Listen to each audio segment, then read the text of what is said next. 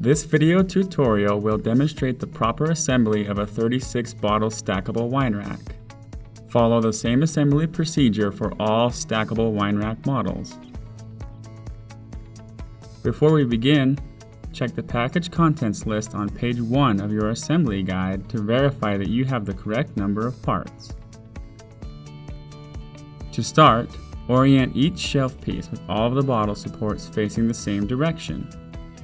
Using the provided wood screws, attach 2 leg supports to the end of each shelf piece. Make sure the end of the leg support is flush with the end of the shelf piece. Attach the remaining 2 leg supports to the ends of the shelf pieces on the opposite end. Follow this procedure until all stackable racks have been assembled.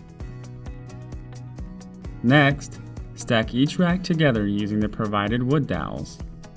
Simply push the dowels into each notch on top of your rack. Use a rubber mallet if necessary. Then, line up the holes on the bottom of the second rack and carefully press the rack into place. This process may require a rubber mallet. You're finished! This stackable wine rack is now ready to store your prized wines. If you have any questions or concerns, please call or email us using the information shown on your screen.